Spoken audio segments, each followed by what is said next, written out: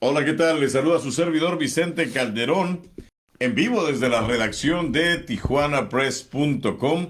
Muy contento de saludarles y de regresar en esta ocasión muy especial para nosotros. Don Daniel Ángel Rubio, qué gusto tenerlo por acá. ¿Qué tal? Muy buenas tardes. Un gusto estar de vuelta por la redacción Montessori. Y desde la capital baja californiana nos hace el favor de acompañarnos nuestro amigo Gerardo Fragoso, allá en Mexicali. Don Gerardo, ¿cómo le va? Pues con el gran honor de alternar con dos figuras del periodismo baja californiano, que siempre es un privilegio y mucho más cuando se trata de platicar temas que le atañen a toda la sociedad. Muy bien, le agradecemos mucho la colaboración para este no programa, para esta transmisión y chacoteo sobre algunos de los temas interesantes o importantes en la región Baja California, en la región fronteriza. Bueno, yo creo que antes que nada agradecerle a la gente el que nos vaya a acompañar. Bueno, empecemos. Hoy, 7 de junio, es la celebración oficial en México sobre la libertad de expresión y siempre es la oportunidad para reflexionar si tenemos algo que celebrar. Empezamos con usted, don Daniel. Híjole, si tenemos algo que celebrar. Yo creo que sigue habiendo muchos claroscuros. A quienes no nos tocó, para no decir a los más jóvenes, que no nos tocó ese control férreo del PRI, ¿no? Esa mayor limitación a la hora de escribir, que ya comenzamos a trabajar en el cambio, después del 2000 particularmente, cuando cae el PRI de la presidencia y se empiezan a abrir algunas puertas, la transparencia empieza poco a poco a ser una realidad. Eh, para mí que comencé a ejercer este oficio en esos tiempos, me parece que sí sigue habiendo muchos claroscuros. Hay muchas historias que podrían de aquellos tiempos todavía encajarse en estos momentos. Lo hemos hablado aquí en muchas ocasiones.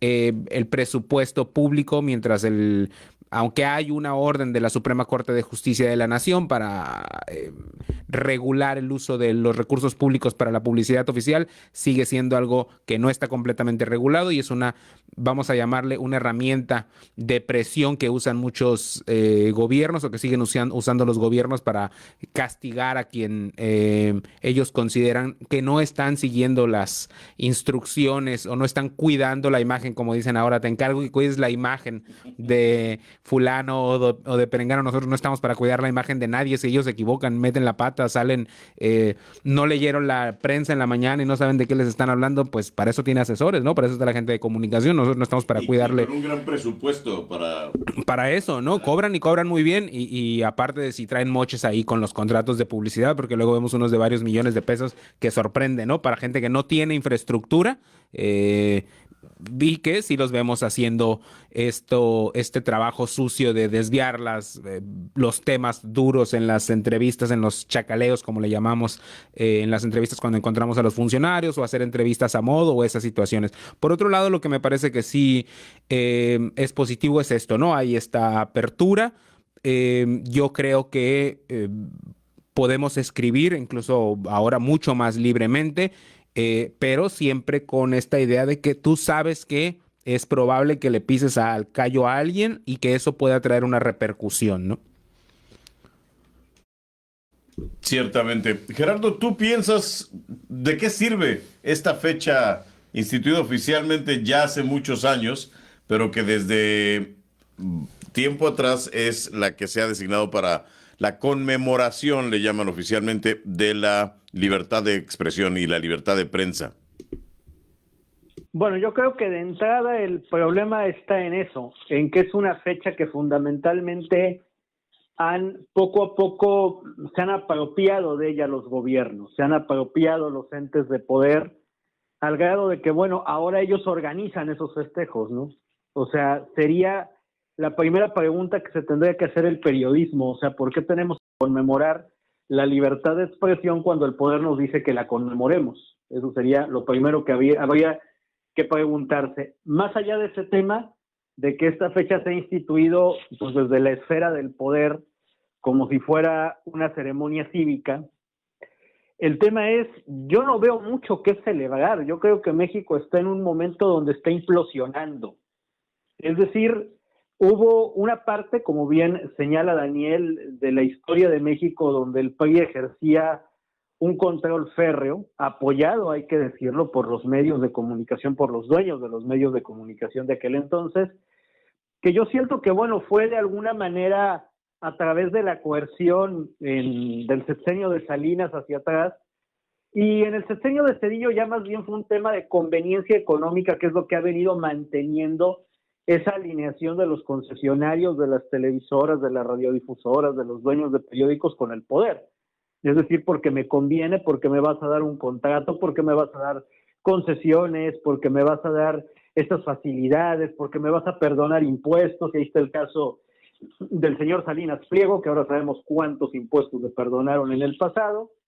Entonces, de alguna manera, yo no creo que México nunca haya vivido como tal una libertad. Los departamentos de noticias de las televisoras, de las radiodifusoras y los periódicos siempre han estado sujetos a esta línea comercial. La línea comercial siempre ha invadido a la línea editorial. Donde me conviene, ahí sí pégale, donde no, aquí cállate.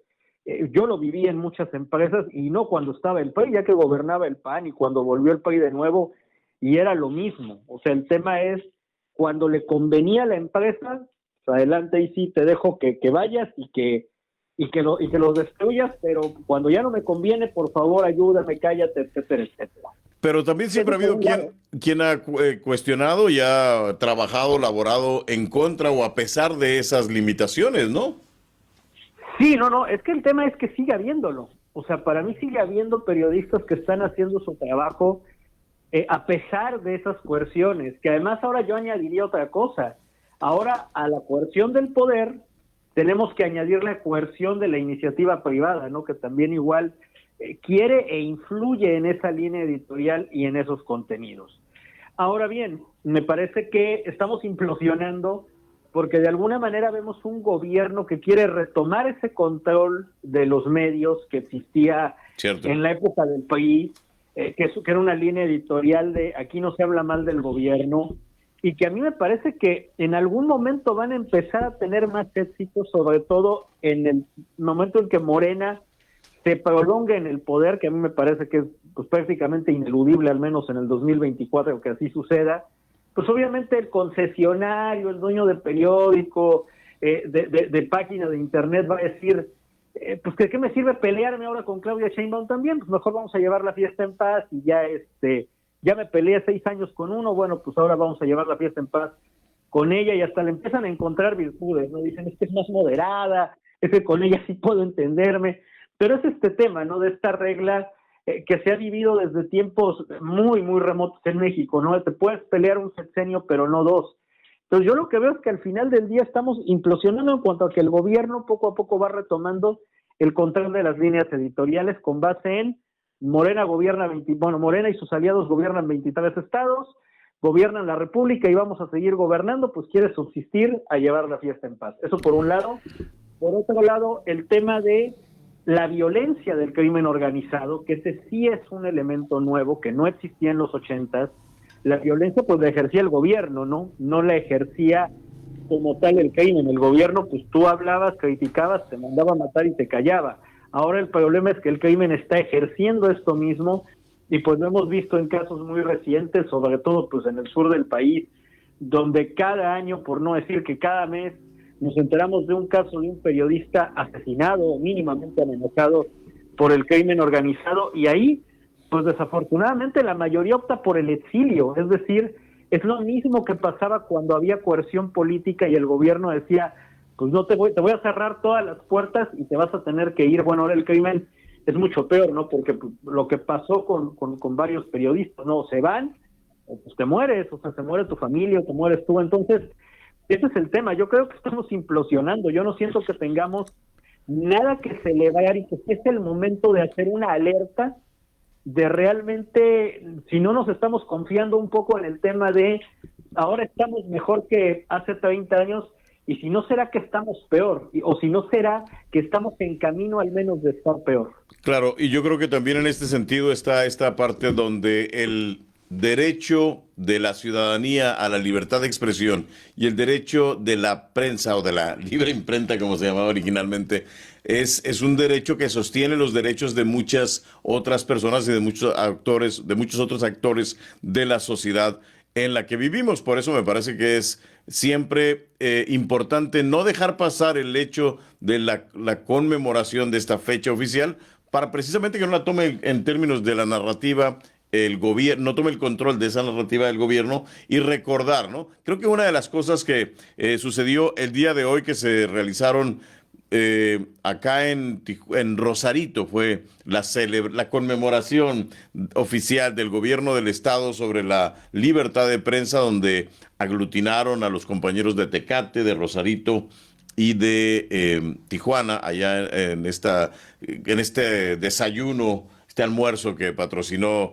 el gobierno estatal, donde se dieron reconocimientos.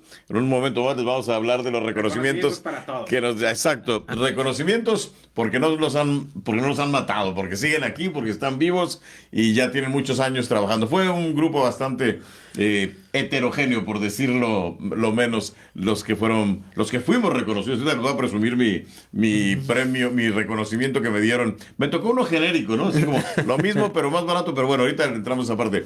Pero bueno, pero creo que lo que sí es cierto es que hay que yo apelo a esta posibilidad de esta combinación o de ver con optimismo el hecho de que hemos avanzado, de que hay una gran posibilidad de enfrentar esto, pero de ejercer la libertad de expresión y la libertad de prensa, pero como dice Gerardo, pues hay consecuencias que parecen cada vez ser más o igual o más severas para quien toma esta decisión. Creo que a través de la historia en México siempre hemos encontrado medios, personajes, personas que han estado tomando estos riesgos y que creo que como muchos otros derechos hay que defenderlos de manera constante. Yo sí creo que la transición de la que habla Daniel es muy importante, que a veces se nos olvida.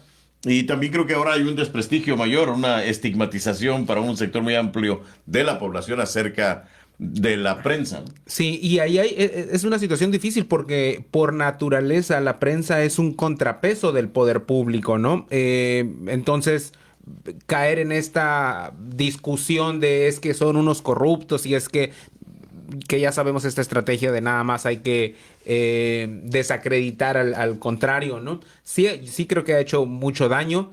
Y que pone en serios predicamentos la labor de la prensa, porque en algunas ocasiones sabemos que, como dice también Gerardo, se ha prestado, ¿no? Para muchas cosas que no debieron haber sucedido, pero también lo hemos comentado, tiene que servir para hacer una valoración y no solamente reflexionar el día de hoy sobre esta labor, sino es una constante, ¿no? Alguna vez alguien me decía, cuando estaba yo muy chamaco, bueno, en esta vida hay gente que trabaja con su esfuerzo físico y hay gente que trabaja con su esfuerzo mental, ¿no? Nos toca trabajar en esa otra parte, somos afortunados en poder dedicarnos a una profesión que básicamente nos pide leer, opinar sobre la vida pública, seguir los sucesos diarios de la ciudad, del estado. Saberse las vocales. Saberse las vocales. No voy a decir escribir porque hay muchos compañeros que no saben escribir. Eso no es requisito para estar aquí y para hablar a veces tampoco, ¿no? Por eso digo, que se sepa uno las vocales ya casi es el requisito actual. Bueno, yo sé que usted no fue a la conmemoración oficial del gobierno del estado sobre la libertad de prensa. Sé que tampoco acudió a la que realizó la alcaldía de Tijuana, donde además se dieron premios y reconocimientos. Creo que hasta un iPhone rifaron ahí en ese lugar. Los vi con sus plaquitas también todos. Exacto. Ahí, ¿Usted, Gerardo, fue usted para la celebración allá en Mexicali? No, precisamente pues por este tema, ¿no? Digo, ahorita que mencionas el tema de lo que pasó en la del Ayuntamiento de Tijuana, pues por Dios, o sea, una rifa, qué triste, ¿no? Qué lamentable. Yo creo, insisto, que lo primero que tendríamos que reflexionar desde el periodismo es por qué celebramos el día que el poder quiere que celebremos. Sería lo primero que habría que reflexionar y bueno, ya luego de ahí viene todo lo demás. Hace un instante se me quedó un tema, una perspectiva No que nos es el sorprende. asunto de, efectivamente, pudiera pensarse que hoy hay más libertad, por ejemplo, por el tema de las redes sociales, pero tú mencionabas, Vicente, algo que es muy importante. Hoy estamos viendo efectivamente que quizás no hay censura en las redes sociales, que incluso, bueno, Twitter anda en una especie de regreso hacia una especie de prohibido prohibir, pero no realmente tan positiva, donde no hay límites y donde empieza a haber pues todo tipo de expresiones, incluso violentas. Pero el tema es, tú lo mencionaste, o Daniel lo mencionó, ¿no? Contratos millonarios que vemos para supuestos informadores. Y bueno, el tema es que Facebook, como en su momento ocurrió con los otros medios, es un medio hoy por hoy de dinero. Si tú quieres tener 100,000 seguidores, pues los tienes que comprar. Entonces, bueno, obviamente desde el poder se está alimentando estos medios, así como en su momento Echeverría o López Portillo o de la Madrid alimentaron con dinero a Televisa para hacerlo crecer y convertirlo en una cadena omnipotente y que Jacobo Zabludovsky, que en paz descanse, entrara a la casa de todos y dijera lo que al gobierno le convenía. Bueno, ahora tenemos varios Jacobo Zabludovskis en Internet, igual, fortalecidos desde el poder. ¿Por qué? Porque yo te doy 1,000,000 de pesos y tú con eso compras 100,000 likes y pues con esos 100,000 likes tú entras a la casa o al teléfono de 100,000 tijuanenses y dices lo que a mí me conviene que digas. Es muy, Entonces me parece que es muy peligroso este tema de que las redes sociales se han convertido en este nuevo altavoz del poder, donde, insisto, a través de estos contratos se les premia a estos supuestos informadores, a estos influencers, para que digan lo que al poder le conviene que se diga, y lo peor es que eso está pagado con dinero público, es decir, con dinero de todos nosotros. Entonces, creo que es un tema que hay que reflexionar, o sea, hay que ponerlo claro, porque realmente, insisto, se está generando esta nueva generación, pues, de portavoces del gobierno, financiados con dinero público en las redes, para decir lo que al poder le conviene que se diga o para atacar a quien al poder le conviene que se ataque.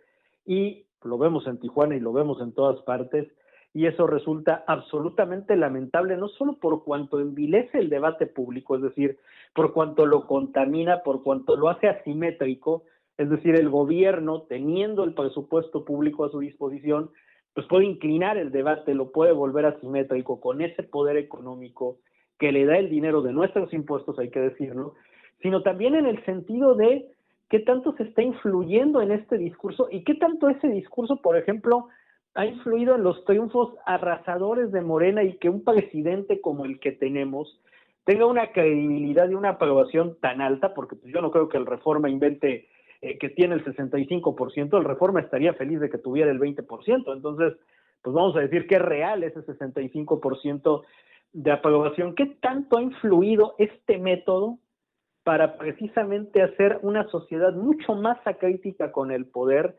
plegada al poder, alineada al poder, mientras el poder se sirve con la cuchara grande, como lo hemos visto con las magnas obras del presidente, como él les llama, y como lo vemos en todos los gobiernos de Morena, ¿no? Permíteme interrumpirte, mi querido Gerardo, porque si no te llevas el programa. Me parece algo osado eso de comparar a algunos de los influencers de parte de Gerardo con Jacobo Zabludovsky, aunque entiendo la parte del control, pero creo que también aquí hay que ver que la verdad es que esta posibilidad de el acceso a la información que tenemos muchos ahora mediante las redes sociales, mediante la internet, pues también ha sido una herramienta que ha abonado a la desinformación, y la desinformación también se puede vender muy cara, y los principales promotores en el caso mexicano de la desinformación son los gobiernos, ¿no? En muchos sentidos, porque eso tiene un impacto en la preferencia o en la impresión que pueden dejar los gobiernos sobre la población, que pues yo creo que dijo una cosa muy importante Gerardo en el sentido de la apatía o esta falta de crítica correcta para el ejercicio gubernamental. Necesitamos políticos. Lamentablemente no hay otra alternativa, y estamos dejando que ahora que tenemos más información no estamos aprovechando esta ventaja de tener más información. No sé si quieras un comentario, Daniel, para luego pasar a presumirles nuestros, porque yo tengo que confesar que yo sí fui a desayunar gratuitamente a el Centro de Convenciones de Rosarito y ahorita les platico por qué. Daniel. Esta parte de las redes sociales es muy polémica y veía ahí el comentario de alguien que se me fue el nombre ahorita, pero que nos decía, el gobierno tiene derecho a elegir a los medios en los que quiere difundir sus campañas. Es que el asunto es que eso no está plenamente regulado, ¿no? Y eso es lo que la autoridad aprovecha para decir, bueno, pues te vamos a dar más, no importa que tengas menos seguidores, ¿verdad? Pero sabemos que, pues, cuando se nos atore te vamos a hablar y tú nos vas a ayudar para hacer el control de daños, ¿no? Tú nos vas a hacer entrevistas a modo, tú no nos vas a cuestionar cuando se ponga difícil. Esa es la parte que no está regulada, ¿no? Lo hemos dicho en otras ocasiones, el recurso público no es delito recibirlo, no es delito firmar un contrato por publicidad. El asunto son lo que no está en el contrato, ¿no? Las negociaciones que se dan fuera de ese contrato y que es en base a lo que se dan los montos, ¿no? Y sí, las redes sociales en materia de desinformación son muy peligrosas. Vienen las campañas, vamos a ver mucho de eso próximamente. Y la claudicación a la labor verdaderamente periodística que surge como una alternativa ante la precariedad en que se desenvuelven muchos de los compañeros o que nos desenvolvemos muchos de los compañeros de los integrantes del medio periodístico y también la apatía de parte de la iniciativa privada. Yo creo que Gerardo mencionó también que la presión no viene solamente del gobierno, no solamente del crimen organizado, sino de las empresas que quieren también mantener estos acuerdos con el gobierno de manera lo más opaca o oculta que sea posible para que puedan ellos seguirse beneficiando. Y me viene a la mente una gran cantidad de temas en los que podríamos estar hablando, como la urbanización, el uso de suelo y cantidad enorme, instalación de empresas en zonas que no corresponden. Venta de alcohol o zonas donde no ecológicamente son un daño para la comunidad. Y entonces, pues, entre menos medios críticos haya, entonces son más fáciles estos esfuerzos, aunque a veces, a pesar de las denuncias, la gente también le falta una parte de reacción. Pero antes de pasar con Gerardo otra vez, a ver, yo sí fui a recoger, a ser parte de este reconocimiento. No sé si lo alcanza a ver, Gerardo, pero se lo voy a enseñar, le voy a mostrar a la gente que nos hace favor de acompañarnos acá por Facebook, este bonito reconocimiento. Mire, dice Vicente Calderón, pero esto se lo puso Miguel Cervantes, a quien también le dieron un reconocimiento, porque todos tenemos ya muchos años de trabajar en el medio. Yo agradezco, claro, y además siempre trato de ir a estos reuniones, almuerzos, desayunos, porque primero que nada, porque me da mucho gusto la posibilidad de encontrarme a compañeros periodistas que luego no los ve uno más que de entrada por salida o porque están a un lado de uno en la conferencia de prensa o cubriendo los mismos eventos. Y creo que hay una labor importante. Aún algunos compañeros que tienen muchos contratos y que son muy mañosos aportan al ecosistema periodístico. Lo que pasa es que podemos aspirar a mucho más y eso creemos que sería más positivo. Pero este reconocimiento que no le pusieron nombre. Hay una versión que conseguí que me dijeron que sí le habían puesto nombre, pero que se les cayó y se rompió. Pero había una gran cantidad de reconocimientos que estaban así generales. El de Miguel Cervantes sí tenía reconocimiento, sí tenía su nombre bordadito. El de Francisco Arzabe hasta se lo corrigieron porque se habían equivocado. A mí me dieron uno sin nombre, esto se lo agregó Miguel Cervantes y a otros compañeros también. A Carlos Luna, nuestro compañero reportero, fotógrafo del Sol, también le dieron algo así como lo mismo, pero más barato. También es un reconocimiento, ¿no? Y definitivamente, como dice, el gesto se agradece. Me parece que también, y esta es una parte que me gustaría escuchar su opinión, porque estamos no podemos decir de un sexenio a otro localmente, sino de un bienio a un sexenio en el que el trato con los medios o la relación con los medios cambió de un extremo al otro, al menos en la relación de discurso, vamos a decir, que sabemos que el exgobernador Jaime Bonilla era como el presidente, pero revolucionado en materia de criticar medios, aunque sabemos, y lo hemos dicho muchas veces, cómo conduce él a sus medios, ¿no? Pero creo que también tenemos que encontrar el punto medio porque no podemos caer en la complacencia y lo tenemos que entender. Naturalmente lo repito, somos contrapeso y tiene que haber fricción. Va a haber fricción naturalmente, no podemos. pero sí debemos tratar siempre de tener la cordialidad suficiente para respetarnos como autoridad y como profesionistas, personas que nos dedicamos a que estamos haciendo una labor en bien de la comunidad. Ya sabemos que hay muchos que están viendo más el bien de su cartera, ¿no? Exacto. Su futuro. Pero sí tenemos que cuidar, yo creo, ese punto medio para no irnos de un extremo al otro. Lo que más vamos a agradecer, yo creo, siempre los periodistas, los que queremos hacer esto de la mejor manera que somos, estoy seguro, la mayoría de los que estamos en esto, es que nos den información, ¿no? Exacto. Que la gente de comunicación no deje de responder los mensajes, pero de repente se ponen muy amables y dicen que sí, luego te van a decir, Claro. y ya después ya no responden los mensajes y ya no dan las entrevistas y ya no. Y no cumplen con su labor, que es informar. Que es informar, que es dar la información que tienen en su poder, que recordemos que toda la información en poder de los órganos de gobierno es información pública. Ahorita enseguida voy contigo, Gerardo, pero mira, aquí tengo el que me enviaron el año pasado. Aquí está mi bonita pluma que me envolvieron muy bonita también con el corazón por delante, por supuesto, de parte de la gobernadora del estado de Baja California. No lo hemos utilizado, pero me parece que es un documento importante en términos de la relación. Y por si fuera poco, el pasado día de mi Un cumpleaños, brownie feliz. aquí me mandó una galleta la gobernadora. La gobernadora ni sabe quién soy. No sabe muy probablemente. Pero pues atiende a todos amablemente. Y entonces vamos, es necesario toda esta que estén gastando. Esta galleta me la trajeron hasta la oficina.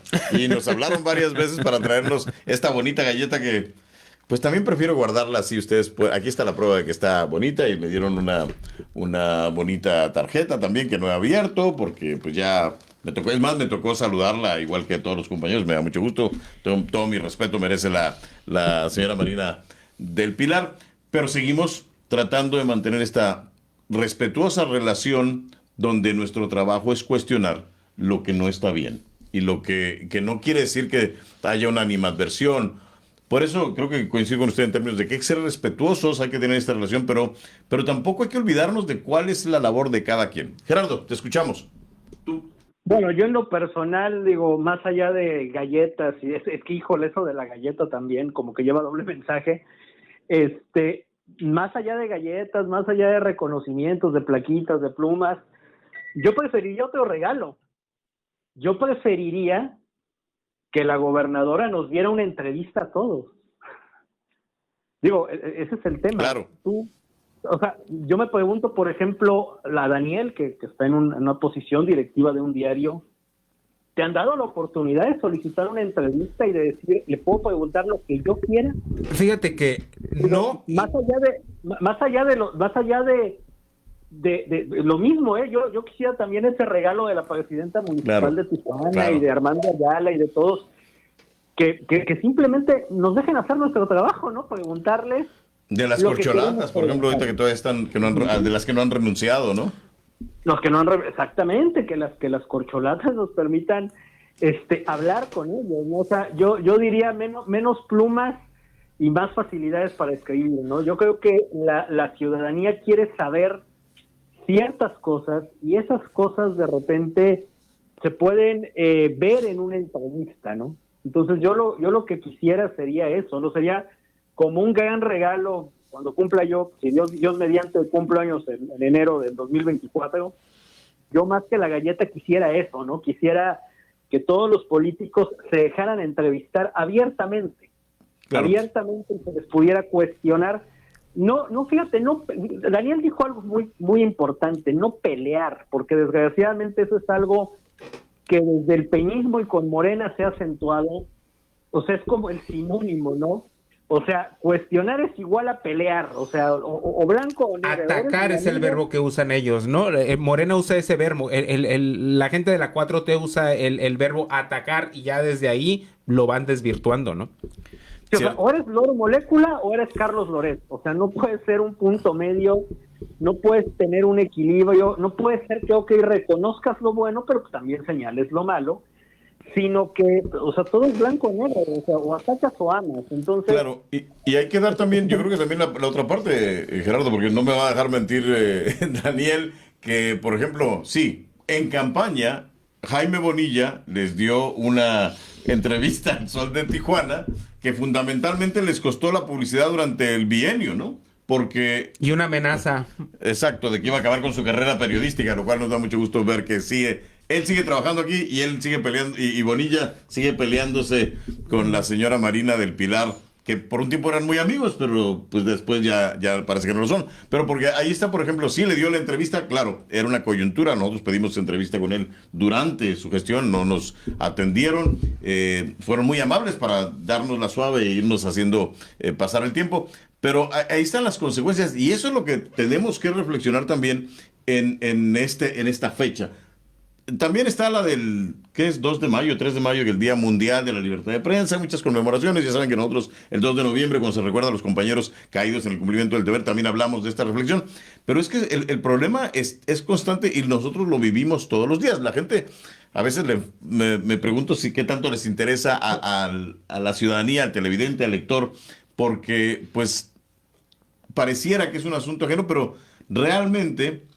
Y si bien es cierto que algunos enarbolan estas ideas, estos principios y estos argumentos para llegar a acuerdos con el Estado, con el gobierno, con el federal, con el municipio o con algunas otras entidades que sean más acuerdos económicos, es una realidad. Yo creo que cuando el presidente López Obrador se queja de una mafia del poder y una cantidad de medios que se prestaron o que estaban confabulados con el gobierno para hacerle un cerco informativo, sí es un problema que existe. Cuando Bonilla se quejaba de los medios comprados, pues si alguien sabía de medios comprados, es Jaime Bonilla, porque veamos lo que hace con su canal de televisión, que no está más que dedicado a promover propaganda anti Marina del Pilar, anti el gobierno del Estado. Antes podíamos decir que era a favor del presidente López Obrador o del candidato López Obrador. Ahora realmente creo que hasta eso han bajado en términos de... Pues es que ahora, por ejemplo, ya, y no me voy a meter mucho al asunto de las elecciones, pero ya escuchamos al dirigente estatal de Morena, a Burgueño, Sí, anunciar que Burgueño. no van a ir con el PT de Bonilla, ¿no? Porque, bueno, aquí habíamos hablado, Gerardo, usted y yo, acerca del papel que ha tenido el PT en Baja California y también no aporta mucho. Nada más déjame leer los comentarios, en este caso de Manuel Ocaño, dice: a los gobiernos les es más fácil manejar con dinero a individuos influencers que les hagan campañas que a medios enteros, porque en los medios habría colegas que se opongan. No estoy muy seguro, porque desafortunadamente tenemos una historia de medios, de empresas y también de colegas muy dispuestos a hacerlo de manera independiente o de manera de un medio. A veces algunos corresponsales de medios nacionales utilizan ese membrete para ir a negociar con el gobierno y para para extorsionar empresarios y cuanta gente también. Esa es una triste realidad, y lo más importante, mira, ahí dice Janet Sánchez que es sano no generalizar. Bueno, la intención cuando este esfuerzo que hacemos aquí nosotros tres es darle a la gente más elementos para que sean ellos los que determinen. Ninguno, como hemos dicho otras veces, les va a decir: yo sí soy un reportero y también extorsiono. Yo sí soy un reportero y tengo todos estos negocios. Ni un influencer para no sé qué o un AA, y no me refiero a Alcohólicos Anónimos, van a decirles todo lo que han logrado a través de esta negociación de yo te voy a promover tu propaganda con un número mayor, como decía Gerardo, que se puede comprar, y le van a dar a la gente esa verdadera papel que están jugando, ¿no? Pero el público sí puede tomar la decisión de ser selectivo, discriminar en el buen sentido de la palabra a cuáles son los medios que les va a otorgar su confianza y en los cuales va a confiar o a creer más de lo que dice, ¿no? Y ahorita, como dicen los legisladores por alusión, ya a propósito sobre si hemos tenido la oportunidad de hablar con la gobernadora, no, en lo particular no hemos solicitado tampoco una entrevista directa con la gobernadora. Suponemos, o debería ser que las mañaneras serían para que la gobernadora respondiera sobre los temas. Yo puedo entender que el Ejecutivo, llámese el Ejecutivo que sea, no va a traer todos los temas en la memoria, ni va a traer todos los datos, y que por eso se puede apoyar o se va a apoyar de los secretarios que tienen el tema, ¿no? El asunto aquí sí creo es que a veces la gobernadora parece que no trae ni siquiera por encima muchos de los temas, ¿no? Esa es una parte. Y Por eso le pasa mucho la voz a sus funcionarios. Y aprovecho para decir que, como dice Fragos también, que la alcaldesa también debería poder estar dándonos entrevistas. Sí, ya pedimos nosotros también, por cierto, una entrevista a la fiscalía, al fiscal general, porque se acabaron las entrevistas, las conferencias de seguridad y la conferencia de la mañanera. Sabemos que cuando el fiscal se presenta, pues acapara la atención porque son muchos los temas. Se acabó la conferencia semanal en materia de seguridad, un intento que hubo por hacerlo solo con el fiscal tampoco prosperó demasiado tiempo y los temas se van acumulando. Hemos pedido una entrevista con el fiscal, que entiendo que Comunicación Social estaba ya pensando en sí, que el fiscal se acerque con algunos medios para hablar. Son muchos los temas que hay y efectivamente necesitaríamos mucho hablar con algunos de ellos, a veces largo y tendido, y yo creo que no nos alcanzaría el tiempo, ¿no? Sí, porque no es lo mismo hablar cuando le tienen que dar la palabra a todos, porque no le permite a uno profundizar en algunos temas y evadir mucho de la narrativa que ellos quieren orientar para evadir precisamente el cuestionamiento como tal, ¿no? Te reviran con datos que no son ciertos, con generalidades, y por eso es importante. Quiero decir yo, y ahorita les voy a presentar una entrevista que tuvimos con el fiscal el día de hoy, que participó en la conferencia mañanera y que después se presentó durante el almuerzo y logramos platicar con él sobre un tema que me parece relevante. Gerardo, en Mexicali, ¿se da el mismo fenómeno con la alcaldía? Sí, el mismo. Y además, por ejemplo, en el tema de Morena, se ha replicado en todas partes, así como en Tijuana, en Ensenada, aquí también, el tema de las mañaneras, ¿no? O de las mañaneritas, ¿no? Es decir, replicando al presidente estas conferencias de prensa donde de alguna manera los gobernantes de Morena controlan lo que se les cuestiona. O sea, aunque hay cierta libertad, pero al final del día hay un control, ¿no? Y digo, ejemplos de que una entrevista 1-a-1 es mucho más demoledora que una conferencia de prensa, hay muchas en la historia, ¿no? Y yo quisiera traer a cuento una, ¿no? La que le hizo en su momento Freud a Nixon, ¿no? Yo creo que esa entrevista reveló más, o nos dijo más de quién era Nixon, que cualquier conferencia de prensa que hubiera podido dar el expresidente de Estados Unidos, que paz descanse. No es lo mismo una conferencia de prensa, y menos con esta dinámica, ¿no? Donde además, pues pregunta un periodista de verdad, lo vemos con el presidente López Obrador, y pues tres de estos influencers o periodistas de internet que realmente a lo que vienen es a empantanar esos cuestionamientos, no realmente a cuestionar pues sobre los temas que le interesan a la sociedad, sino a prestarse de paleros. Y digo, incluso en el caso de las mañaneras del presidente, pues ya en su momento el Universal reveló el tema de que hasta se vendían preguntas, ¿no? Dejen ustedes venderlas al poder, ¿no? Las vendían.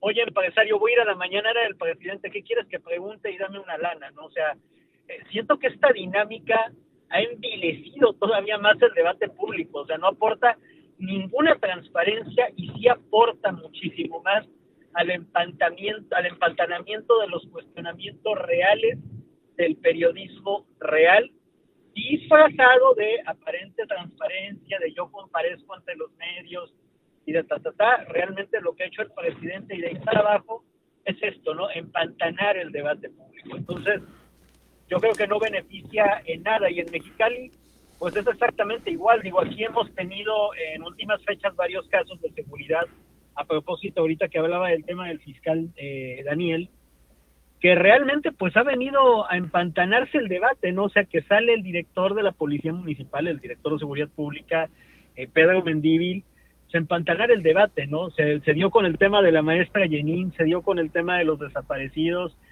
O sea, sale y dice, pero es que realmente no dice nada, es que realmente no aporta información, es que realmente da las cifras que él quiere dar. Por ejemplo, es que miren, bajaron los robos, el mes que subieron los homicidios, pues habla de los robos, que es lo que le conviene.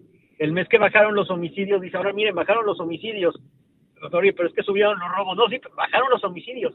Estamos dando resultados con eso, ¿no? Entonces, de alguna manera es este empantanamiento del debate público donde yo creo que al periodismo sí le hace falta más exigir, y que es donde también están jugando este papel desleal hacia la deontología periodística estos periodistas o influencers que, insisto, financiados desde el mismo poder, pues obviamente contribuyen al empantanamiento del debate público aquí en Mexicali, en Tijuana y en todas partes donde los nuevos gobiernos, pues insisto, han venido a generar con este tema de las mañaneras ese empantanamiento, esa neblina sobre el debate público que realmente no le beneficia a la sociedad porque ni se pregunta lo que a la sociedad le importa, ni los gobernantes responden lo que a la sociedad le interesa que respondan, que es lo que está pasando y que son los problemas acuciantes que tenemos aquí y en todo el país y que pues casi nunca se abordan, y cuando se abordan pues salen de puntitas amparados en este formato. Yo creo que sí se abordan, pero luego ellos se encargan de atiborrar la información al público con esta otra alternativa, con esta narrativa alternativa, como le dicen ahora, está muy dado esto de la narrativa, pero creo que también le toca a una buena parte a la sociedad el saber encontrar estos buenos trabajos periodísticos y ponerlos a convertirse en presión para la autoridad. Pero también hemos visto que a pesar de los avances que ha habido en términos de libertad de prensa, también hemos visto una pérdida de participación ciudadana en los procesos democráticos, donde también hubo logros importantes, ¿no? Sí, yo también creo que la mañanera sí ha aportado algo. No estoy hablando propiamente solo de la mañanera de la Federación, o no en particular de la mañanera de la Federación, sino aterrizando un poquito aquí a lo local, tanto el gobierno del estado y el ayuntamiento de Tijuana, que son los que me toca ver más de cerca. Y yo creo que lo que sí nos permite ver y le permite ver a la ciudadanía es la relación de comunicadores con la prensa, con el poder.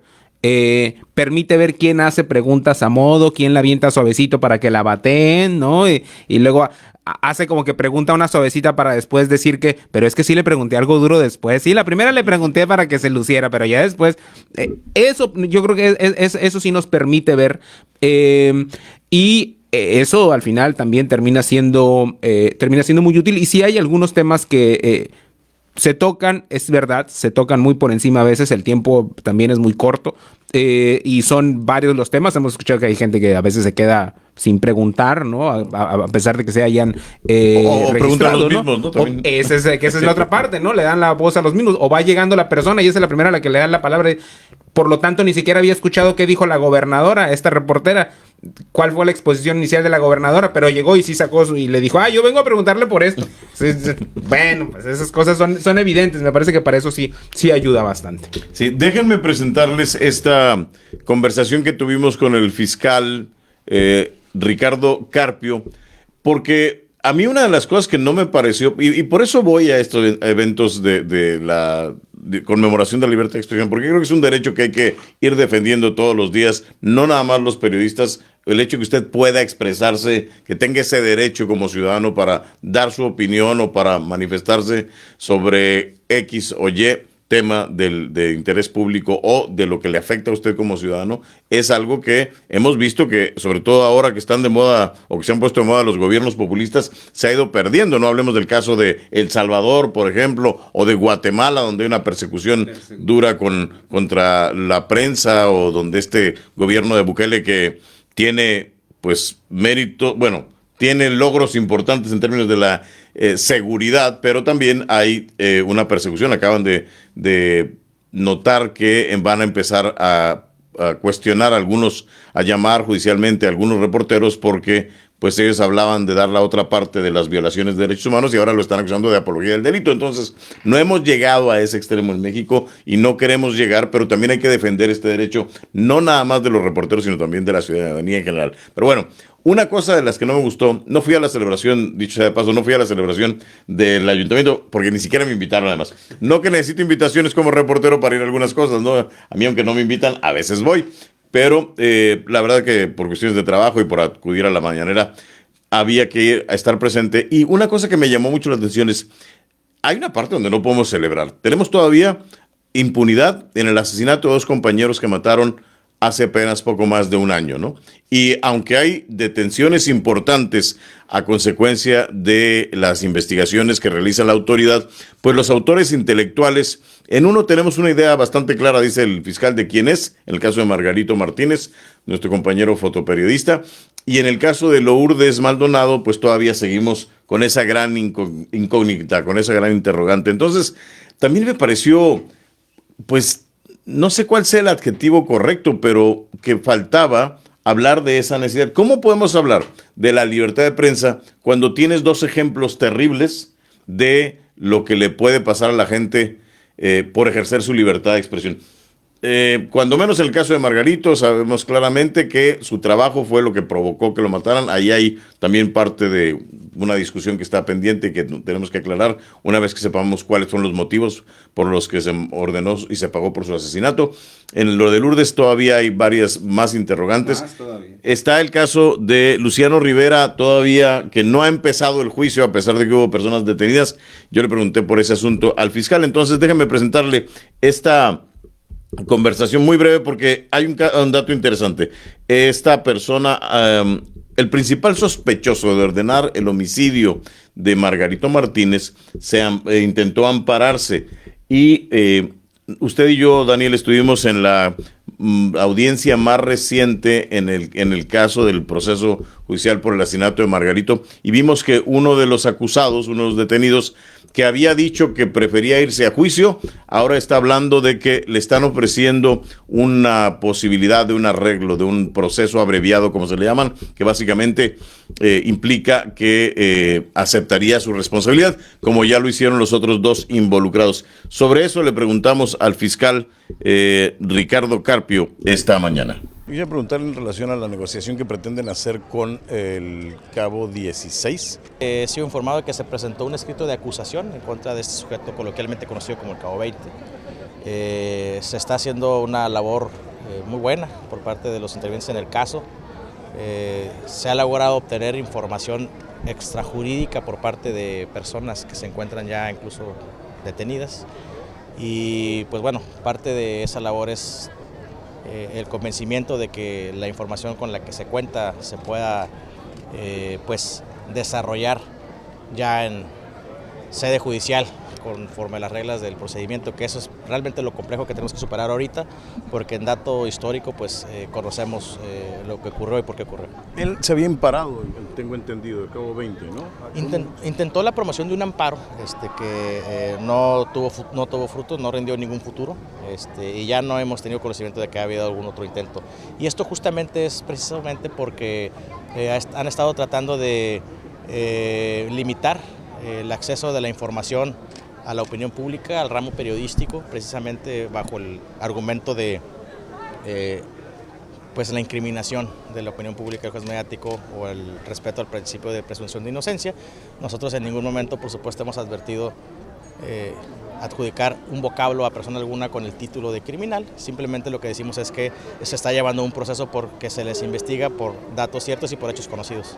Ahora, seguimos, este es el día en que se celebra oficialmente la libertad de expresión, pero mientras el autor intelectual en el asesinato de Margarito Martínez siga sin enfrentar los cargos, seguimos hablando de impunidad. Nosotros sabemos, más allá de lo que pueda o no, es el día de la libertad de expresión. Entonces, todos sabemos básicamente quién es ese responsable intelectual, qué situación guarda, en qué situación se encuentra, por qué fue detenido, gracias a los esfuerzos de qué grupo de personas, y esos esfuerzos seguirán, justamente porque no vamos a permitir que exista impunidad. Pero no, con estas argucias no va a pasar lo mismo que por ejemplo en el caso del asesinato del compañero de Rosarito hace varios años, donde todavía no empieza en el juicio. Nuestros compromisos es de que no suceda eso y que lo que suceda es que se obtenga una sentencia condenatoria por los hechos que nosotros comentamos y que todo el mundo sabemos tiene una responsabilidad, tiene que enfrentar cargos penales y tiene que responsabilizar una sentencia. El Ricardo Carpio, el fiscal de Baja California, donde una vez más se compromete a que no habrá impunidad en el caso del asesinato de nuestro compañero Margarito Martínez, que el pasado 17 de enero cumplió ya un año de que fue asesinado y que todavía no sabemos, bueno, no se han presentado cargos contra el autor intelectual. Ya escucharon ustedes, desde el conocimiento público quién es el principal sospechoso, este líder de una célula ligada a la organización criminal de los hermanos Arellano Félix, que fue el que ordenó y pagó por este homicidio, según lo que han presentado durante el proceso judicial las autoridades, pero todavía sigue sin enfrentar los cargos. Hay 2 personas sentenciadas, aceptaron su culpabilidad. Este otro sujeto de apodo Cabo 16. Cabo 16. Es uno de los que habría orquestado esta disposición, este plan para matar al compañero. Y anteriormente le había pedido un juicio, irse a juicio, no aceptaba responsabilidad. Hay que recordar que mataron al abogado de este sujeto apodado Cabo 20 y que se sabe que está procesado por otro asesinato de una persona. No ha sido encontrado culpable todavía, está en proceso, pero se le acusa de haber mandado matar a otra persona por negarse a vender droga, ¿no? Entonces sabemos que es un individuo de alta peligrosidad. Tal vez esto sea un elemento que ya preso ha hecho recapacitar a este sujeto, y parece que la autoridad estaría dispuesta a reducir la sentencia contra esta persona a cambio de que haga testimonio, que testifique, en contra del presunto, del autor intelectual, ¿no? Sí, la fecha de Cabo 16 fue programada para el 19 de este mes. Cabo 16, recuerden, ellos se presentan en abril, y cuando suponíamos que iba a comenzarse con el juicio, dice que no, que la fiscalía le dio esta propuesta. Es una nueva oferta de la fiscalía, 25 años de prisión a cambio de aceptar su responsabilidad. Por ahí fue también el acuerdo que hizo con los otros 2 hombres que fueron sentenciados por el asesinato de Margarito. Y en el caso de Cabo 20, él estaba para finales de mayo, fue la fecha en la que a partir de ese día tenía la fiscalía para solicitar la siguiente audiencia. Yo estuve correteando por ahí la información, me dijeron que no estaba programada la audiencia todavía. Corrió esta versión de que Cabo 20 se habían parado, y a mí me dijeron por esa razón la fiscalía no ha podido solicitar la audiencia porque el Cabo 20 se amparó. La fiscalía, después de varios días de estarle preguntando, finalmente nos dijo: la fiscalía tiene hasta el 9 de junio, hasta este 9 de junio, para solicitar la audiencia y continuar con el proceso en contra de Cabo 20, que efectivamente no sabemos si se va a presentar todavía con el abogado de oficio o si ya logró contratar a un defensor particular, ¿no? Usted recordará que el abogado que ya había participado en una audiencia en el caso específico de este sujeto apodado Cabo 20 fue asesinado en la zona del río cuando estaba en un puesto de tacos, y esto, según las autoridades, fue ese otro de los crímenes que está todavía con un detenido, pero todavía sin una solución mayor. Víctor Hugo López Ramírez, asesinado en febrero, el abogado. Es el abogado que no era de aquí de Tijuana, pero que tenía un historial de haber trabajado asuntos de carácter penal y de delincuencia organizada. Ajá. Sí, así se promovía en su página, ¿no? Como una persona que defendía casos de delincuencia organizada. Y que es un derecho de todos los ciudadanos cuando lo acusan, porque también hay que recordar que a veces la autoridad no tiene todos los elementos para acusar a la gente, y es un derecho que hay que seguir respetando. Yo creo que en el caso también de aquí de Baja California, yo tengo que reconocer que hay un mérito, hay un valor o hay un cumplimiento con la ley que no siempre se ve en términos de la actuación que ha hecho la Fiscalía Estatal. Lo que quiero decir es, la Fiscalía hizo algo que no siempre se hace. El caso particular de este sujeto tenía ya previamente al menos 3 detenciones, y hasta ahora han logrado mantenerlo preso, cuando alguien lo protege, y en las anteriores ocasiones le han valido para que recupere su libertad. Hasta ahora se mantiene preso, aunque sigue sin enfrentar los cargos, y también tendrían que aclarar las autoridades si realmente hay una conexión entre la autoría intelectual del asesinato de Margarito y la autoría intelectual del asesinato de nuestra compañera Lourdes Maldonado, como ellos mismos llegaron a mencionar en ese entonces. Yo creo que si algo tenemos que conmemorar o recordar más bien en este Día de la Libertad de Expresión, es que tenemos muchos casos en la impunidad todavía en general, pero también de gente del gremio periodístico, y eso no nos puede hablar de que hay un respeto cabal, porque si bien son delincuentes, no, y estos casos no parece que no hay participación o no se presume participación del gobierno, pues el gobierno no está cumpliendo cabalmente con su responsabilidad de castigar a los responsables, ¿no? Gerardo. Vicente, Sí, pues sí. sí, efectivamente. ¿Me escuchas? Sí, te escuchamos. Ya estaba yo ciscado, dije, ya se repitió lo de la vez pasada, ¿no? No, te escuchamos bien. No, pues creo yo que por supuesto habrá que seguir exigiendo que se esclarezcan estos casos. Yo, en lo personal, en el tema de Lourdes Maldonado, creo que va a ser difícil el esclarecimiento en tanto no veamos que decline el poder de cierto exgobernador. Yo creo que todo apunta para ahí.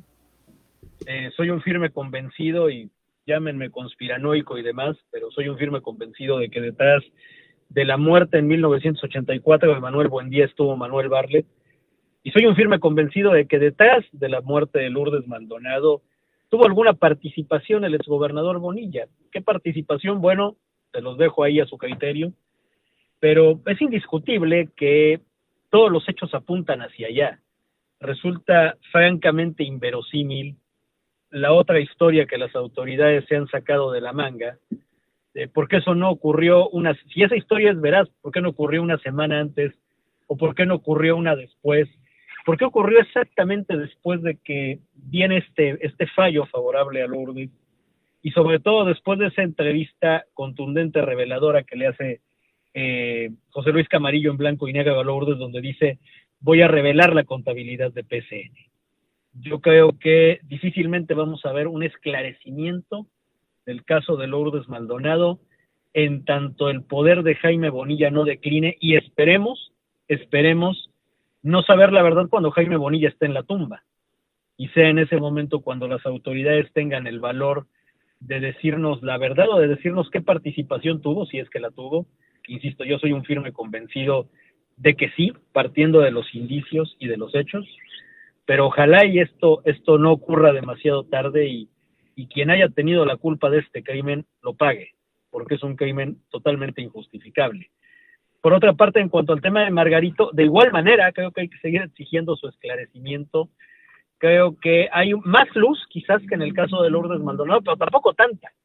Me parece que, salvo mejor opinión tuya y de Daniel, hace falta todavía mucho para llegar 100%. Sí, yo creo que ahí tenemos, yo sí creo que hay elementos para creer la versión de las autoridades. Yo sé que no siempre es fácil confiar en la autoridad, pero aquí había un antecedente, hay un reportaje que se publica previo al homicidio, tenía esta larga historia delictiva este sujeto, pero creo que de todos modos hace falta que primero se les enfinquen los cargos de manera judicial para que haya una responsabilidad y que se defienda, y si tiene algún argumento en contra que pueda demostrar su inocencia, pues esto dice todavía la ley, ¿no? Yo creo que es un asunto sumamente importante que no podemos dejar o no debemos dejar que pase, como no deberíamos dejar que pase ningún otro crimen, que desafortunadamente cuando se tienen más de 800, creo como 800, llevamos en 800 homicidios. Yo ya perdí la cuenta, la verdad es que, pero todos los días llegan estos reportes y todos los días hay asesinatos. La verdad es que yo ya no sé cómo va la cuenta en este momento. Sí, creo que leía algún dato, no sé si en el semanario Z o con precisamente Octavio Fadela, que lleva la contabilidad en Uniradio. Creo que van por ahí ya de 800 en este año, donde no le ha quedado otra a la autoridad que reconocer el repunte de homicidios y violencia en la ciudad, particularmente en Tijuana, dicen ellos. Y la parte de algo que creo que también hay que reconocer de la labor de la Fiscalía en el caso de Margarito es que no permitieron que se les fuera el cabo 20, porque la Federación lo tuvo arraigado y ya lo había dejado ir, ¿no? Ya lo había dejado ir, y la Fiscalía armó el caso, nos decía el fiscal,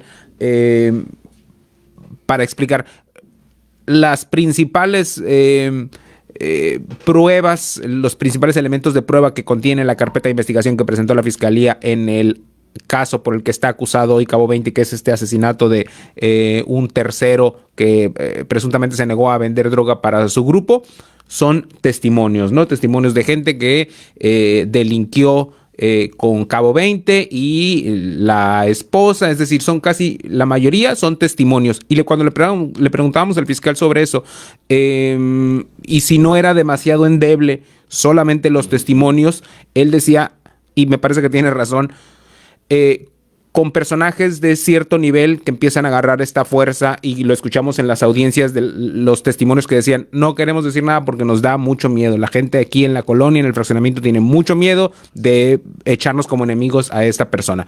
Y eso ha tenido un valor. La fiscalía logró armar este expediente y con eso lo tiene quizás agarrado muy pareciera con alfileres, pero ha permitido, quiero pensar, que la fiscalía siga construyendo un caso sólido, que es lo que siempre nos ha vendido el fiscal, la necesidad de llevar expedientes bien fundamentados para que no haya una decisión contraria por un mal procedimiento. Y aunque aquí se habló de la participación del gobierno federal, también encontramos que hubo varios errores y incluso información que se vertía en la mañanera donde hablaban de 10 detenidos en el caso ya pasado y lo mostraban como un éxito, ¿no? Precisamente fue Ricardo Mejía Verdeja, el que entonces estaba como subsecretario de Seguridad en el gobierno del presidente López Obrador. Te agradezco mucho, como siempre, Gerardo, el hecho de que nos hayas compartido